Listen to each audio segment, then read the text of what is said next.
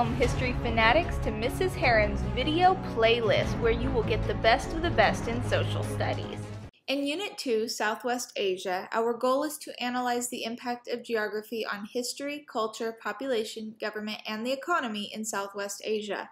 This unit is split up into 3 chapters: 16, Arabia and Iraq, 17, Israel and its neighbors, and 18, Iran, Turkey, and Cyprus. Today we're picking up from Section 2, Part 1 of Islam with Section 2, Part 2 of Islam. Our goal is still to compare and contrast Islam with other faiths. Welcome back! So in Part 1 of our Islam videos, we discussed the life of Muhammad and a few of the basic beliefs of Islam. We will begin this video with the death of Muhammad. So after Muhammad died, Islam split into 2 groups of followers.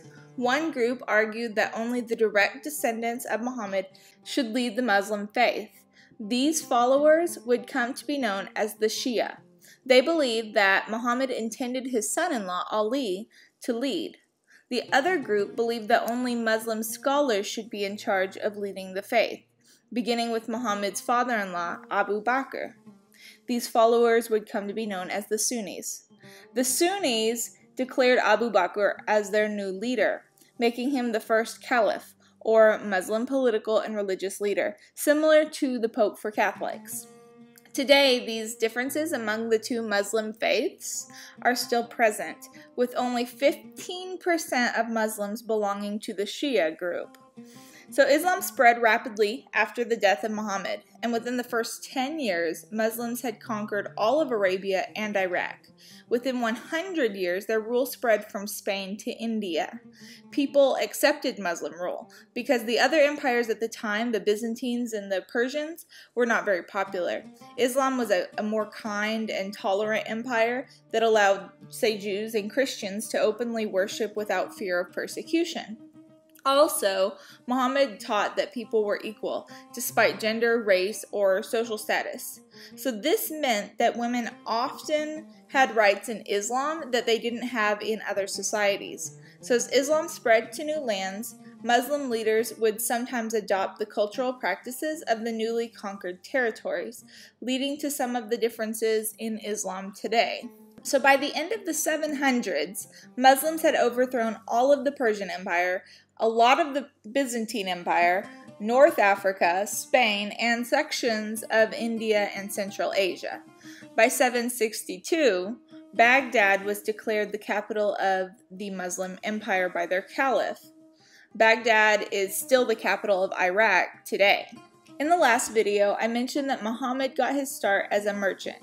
This meant that the Muslim Empire would become very skilled at trading among other nations, and eventually they would control important trade routes throughout Asia, Africa, and Europe, including the famous Silk Road. Unfortunately, enslaved Africans were often traded in these exchanges. All of the wealth from trading made Baghdad one of the richest cities in the world, along with the entire Muslim Empire. So with the constant flow of trade, Muslims began to combine the ideas of ancient Greeks and philosophies with their own ideas. The Golden Age of Islam would soon flourish throughout the entire region. The Golden Age of Islam led to the invention of positive and negative numbers, the use of the number 0, advances in astronomy, medicine, machines, the invention of algebra and algorithms and trigonometry, the invention of grand architecture, building mosques, and a lot of advances in literature and poetry. So Muslim architects were the most renowned for their gorgeous mosques, or their Islamic places of worship. By the 900s, the Muslim Empire began to fall apart. They were completely eliminated in 1258 AD by the Mongols. Oh, those Mongols. And less than 300 years later, the Ottoman Empire conquered the whole region and remained in power until the end of World War I in 1918. To review, in our final segment of Islam, we discussed the great split in Islam, the Sunnis versus the Shia, what a caliph is, the spread of Islam, the capital of Baghdad, trade's importance in Islam, and the golden age of Islam, which resulted in advances of math, art, science, the building of mosques, and eventually the fall of the Islamic Empire.